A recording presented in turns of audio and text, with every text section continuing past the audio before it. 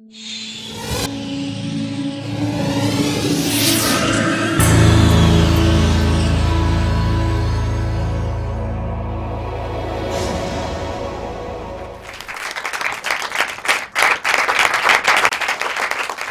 here's the good news about families. The last 50 years have seen a revolution in what it means to be a family. We have blended families, adoptive families. We have nuclear families living in separate houses and divorced families living in the same house. But through it all, the family has grown stronger. 8 in 10 say the family they have today is as strong or stronger than the family they grew up in. Now here's the bad news. Nearly everyone is completely overwhelmed by the chaos of family life. Every parent I know, myself included, feels like we're constantly playing defense. Just when our kids stop teething, they start having tantrums. Just when they stop needing our help taking a bath, they need our help dealing with cyberstalking or bullying. And here's the worst news of all. Our children sense we're out of control. Ellen Galinsky of the Families and Work Institute asked 1,000 children, if you were granted one wish about your parents, what would it be? The parents predicted the kids would say, spending more time with them. They were wrong. The kids' #1 wish, that their parents be less tired and less stressed. So how can we change this dynamic? Are there concrete things we can do to reduce stress, draw our family closer, and generally prepare our children to enter the world? I spent the last few years trying to answer that question, traveling around, meeting families, talking to scholars, experts ranging from elite peace negotiators to Warren Buffett's bankers to the Green Berets. I was trying to figure out, what do happy families do right, and what can I learn from them to make my family happier? I want to tell you about one family that I met and why I think they offer clues. At 7 p.m. on a Sunday in Hidden Springs, Idaho, the 6 members of the Starr family are sitting down to the highlight of their week, the family meeting. The Starrs are a regular American family with their share of regular American family problems. David is a software engineer. Eleanor takes care of their 4 children, ages 10 to 15. One of those kids tutors math on the far side of town, one has lacrosse on the near side of town, one has Asperger's syndrome, one has ADHD. We were living in complete chaos, Eleanor said. What the Starrs did next, though, was surprising. Instead of turning to friends or relatives, they looked to David's workplace. They turned to a cutting-edge program called Agile development that was just spreading from manufacturers in Japan to startups in Silicon Valley. In Agile, workers are organized into small groups and do things in very short spans of time. So instead of having executives issue grand proclamations, the team, in effect, manages itself. You have constant feedback. You have daily update sessions. You have weekly reviews. You're constantly changing. David said when they brought this system into their home, the family meetings in particular increased communication, decreased stress, and made everybody happier to be part of the family team. When my wife and I adopted these family meetings and other techniques into the lives of our then 5-year-old twin daughters, it was the biggest single change we made since our daughters were born. And these meetings had this effect while taking under 20 minutes. So what is Agile, and why can it help with something that seems so different, like families? In 1983, Jeff Sutherland was a technologist at a financial firm in New England. He was very frustrated with how software got designed. Companies followed the waterfall method, right, in which executives issued orders that slowly trickled down to programmers below, and no one had ever consulted the programmers. 83% of projects failed. They were too bloated or too out of date by the time they were done. Sutherland wanted to create a system where ideas didn't just percolate down, but could percolate up from the bottom and be adjusted in real time. He read 30 years of Harvard Business Review before stumbling upon an article in 1986 called The New Product Development Game. It said that the pace of business was quickening. And by the way, this was 1986. And the most successful companies were flexible. It highlighted Toyota and Canon and likened their adaptable, tight-knit teams to rugby scrums. As Sutherland told me, we got to that article and said, that's it. In Sutherland's system, companies don't use large, massive projects that take 2 years. They do things in small chunks. Nothing takes longer than 2 weeks. So instead of saying, you guys go off into that bunker and come back with a cell phone or a social network, you say, you go off and come up with one element, then bring it back. Let's talk about it. Let's adapt. You succeed or fail quickly. Today, Agile is used in 100 countries, and it's sweeping into management suites. Inevitably, people began taking some of these techniques and applying it to their families. You had blogs pop up, and some manuals were written. Even the Sullivans told me that they had an Agile Thanksgiving, where you had one group of people working in the food, one setting the table, and one greeting visitors at the door. Sullivan said it was the best Thanksgiving ever. So let's take one problem that families face, crazy mornings, and talk about how Agile can help. A key plank is accountability. So teams use information radiators, these large boards in which everybody is accountable. So the stars, in adapting this to their home, created a morning checklist in which each child is expected to tick off chores. So in the morning I visited, Eleanor came downstairs, poured herself a cup of coffee, sat in a reclining chair. And she sat there genuinely, kind of amiably talking to each of her children. As one after the other, they came downstairs, checked the list, made themselves breakfast, checked the list again, put the dishes in the dishwasher, rechecked the list, fed the pets or whatever chores they had, checked the list once more, gathered their belongings, and made their way to the bus. It was one of the most astonishing family dynamics I have ever seen. And when I strenuously objected, this would never work in our house, our kids needed way too much monitoring, Eleanor looked at me. That's what I thought, she said. I told David, keep your work out of my kitchen, but I was wrong. So I turned to David, so why does it work? He said, you can't underestimate the power of doing this. And he made a check mark. He said, in the workplace, adults love it. With kids, it's heaven. The week we introduced a morning checklist into our house, it cut parental screaming in half. But the real change didn't come till we had these family meetings. So following the Agile model, we asked 3 questions. What worked well in our family this week? What didn't work well? And what will we agree to work on in the week ahead? Everyone throws out suggestions, and then we pick 2 to focus on. And suddenly the most amazing things started coming out of our daughters' mouths. What worked well this week? Getting over our fear of riding bikes, making our beds. What didn't work well? Our math sheets, or greeting visitors at the door. Like a lot of parents, our kids are something like Bermuda Triangles, like thoughts and ideas go in, but none ever comes out. I mean, at least not that are revealing. This gave us access suddenly to their innermost thoughts. But the most surprising part was when we turned to what are we going to work on the week ahead.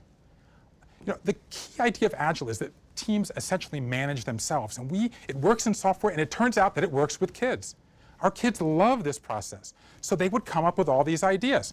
You know, greet 5 visitors at the door this week, get an extra 10 minutes of reading before bed. You know, kick someone, lose desserts for a month. It turns out, by the way, our girls are little Stalins. We constantly have to kind of dial them back.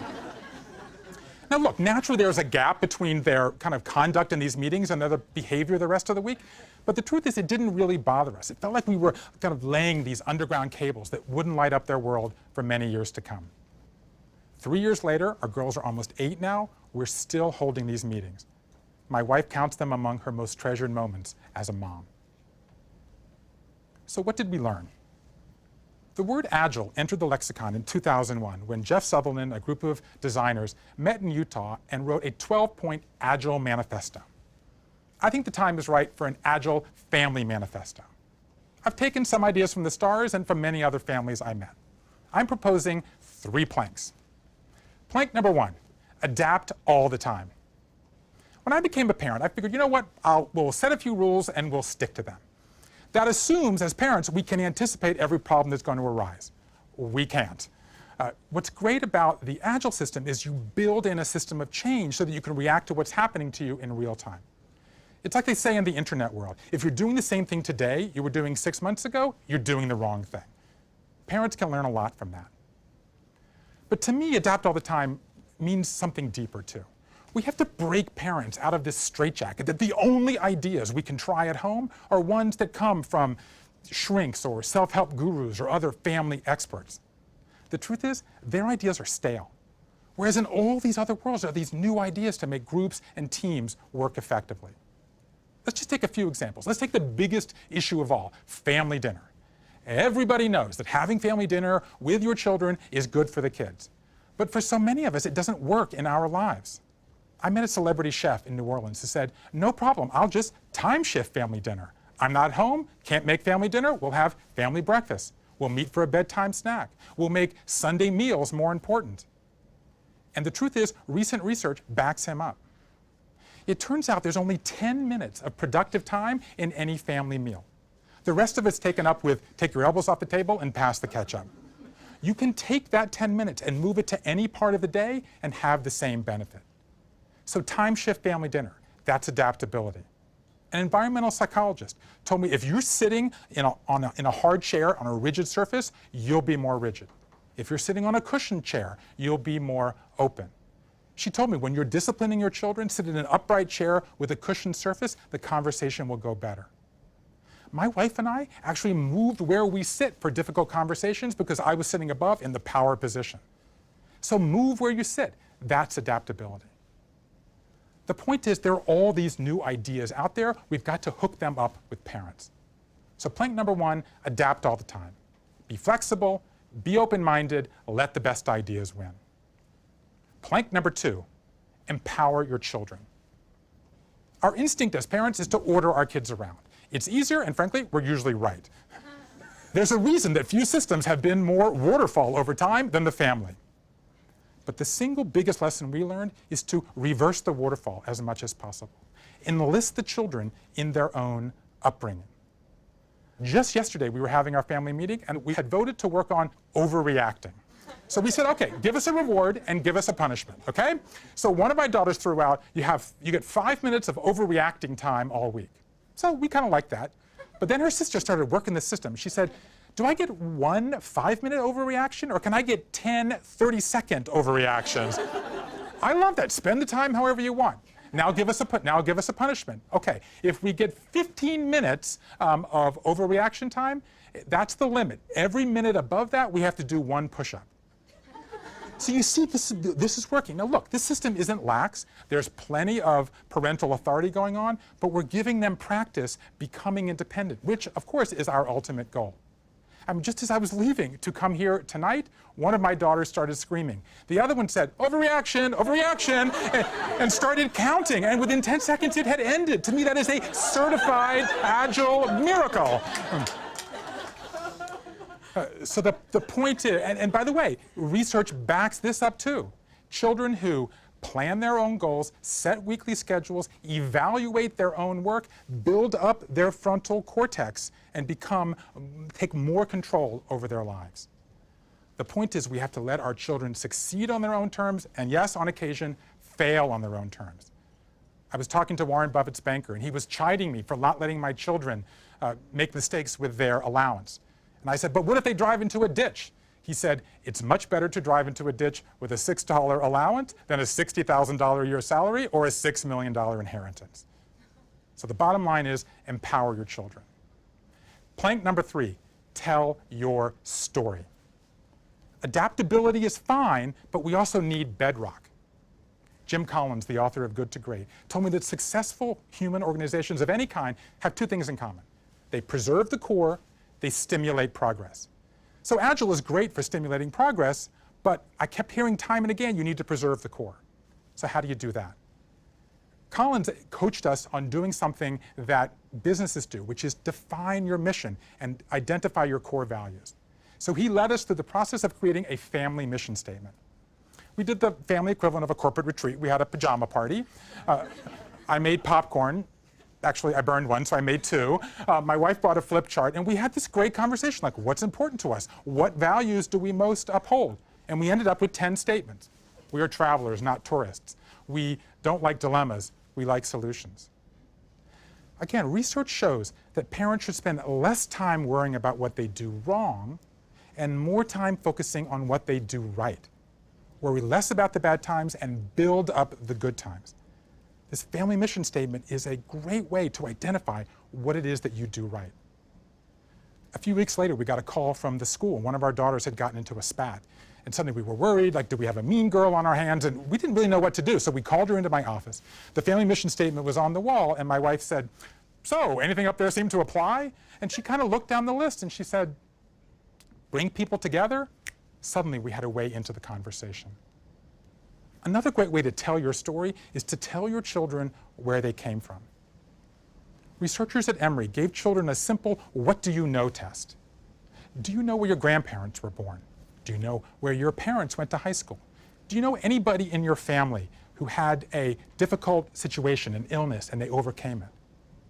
The children who scored highest on this "do you know" scale had the highest self-esteem and a greater sense they could control their lives.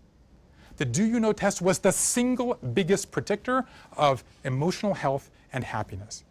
As the author of the study told me, children who have a sense of they're part of a larger narrative have greater self-confidence.